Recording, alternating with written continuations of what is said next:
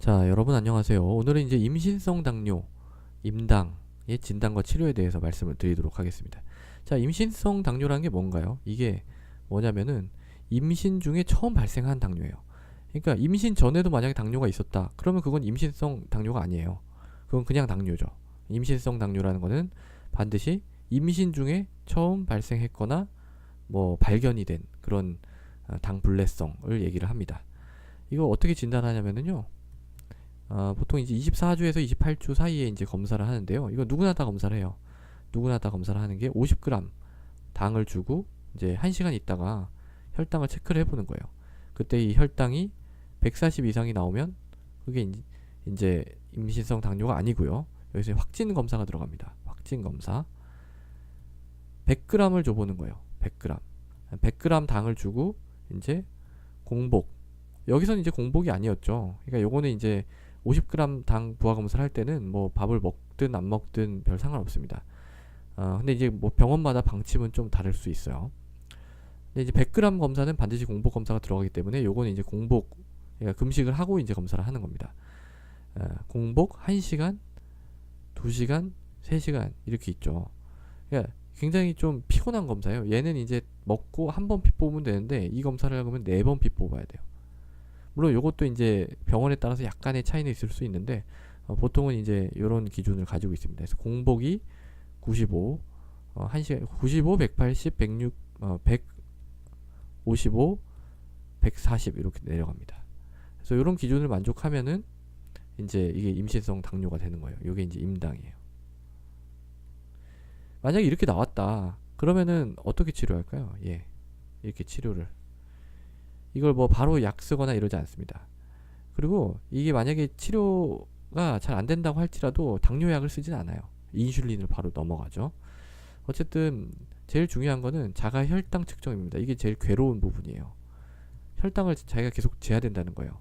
하루에 막 많을 때는 7번. 7번. 왜냐면 식전, 식후 막 이렇게 재야 되고 중간에 한번 재고 이러면 이제 7번이 되죠. 또는 뭐 4번 줄이면. 그러니까 초반에는 또 이게 확실하게 해야 돼요. 왜냐면 이제 본인이 뭘 먹느냐에 따라서 혈당이 어떻게 올라가는지 그 감을 좀 잡으셔야 되기 때문에 이 자가 혈당 측정이 굉장히 좀 괴로운 부분입니다. 그래서 이 혈당을 보면서 음식을 조절하는데 이 목표가 어떻게 되냐면은요. 공복 95고요.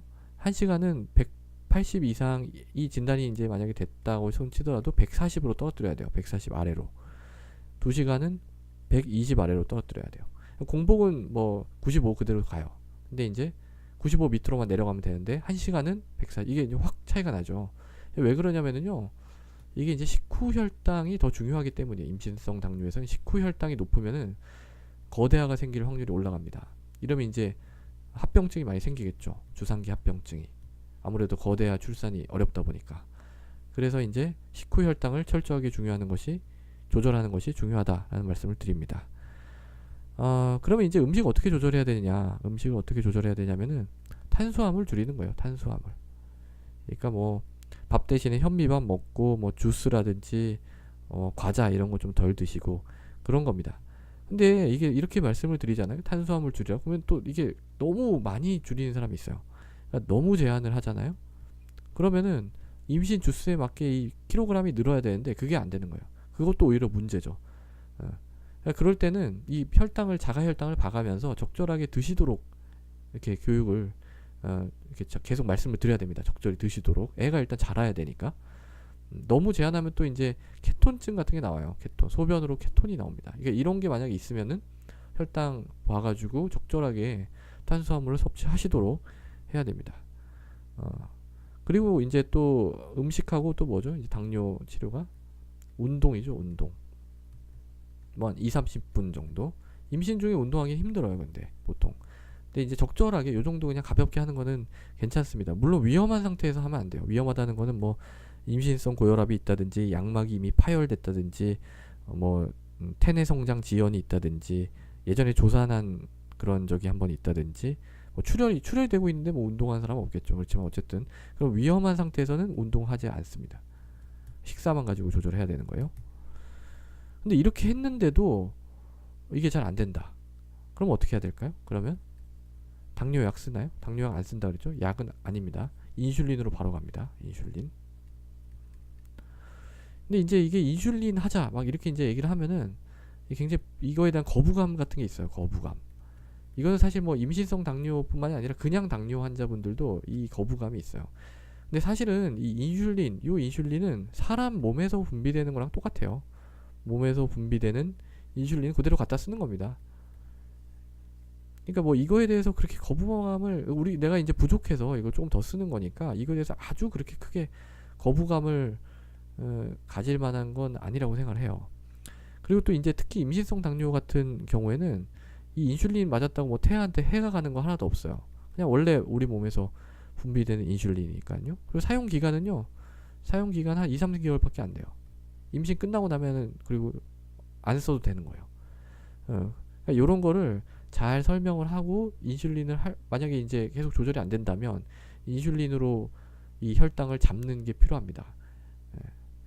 인슐린이 거의 뭐 해가 없다는 거를 잘 좀 설명을 드려야 되겠죠. 그래서 이제 인슐린 무슨 인슐린 쓰냐면은요. 사람 인슐린 써요. 사람 인슐린. 이게 이제 대표적인 게 MPH, 레귤라 인슐린 이런 겁니다. 근데 이게 식후 혈당을 잡기 위해서 인슐린 유사체를 쓰기도 해요. 속효성 같은 경우에는 뭐 리스프로 같은 거 쓰기도 하고 또 이제 아예 까는 인슐린 있거든요. 요거는 사실은 지금 뭐 아주 많이 쓰진 않지만 뭐 쓸 수도 있습니다. 그렇지만 기본은 요 사람 인슐린 얘를 가지고 이제 쓴다라고 이제 생각을 하시면 돼요. 그리고 만약에 출산을 했어요. 출산을 하면 어떻게 해야 될까요? 이런 임신성 당뇨가 있었던 분들은 제2형 당뇨의 위험군이에요. 그래서 당뇨 검사 해야 돼요. 당뇨 검사 해야 되고 체중 관리 하셔야 되겠죠.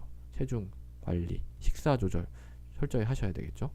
자, 그래서 오늘은 임신성 당뇨의 진단과 치료에 대해서 살펴봤습니다. 감사합니다.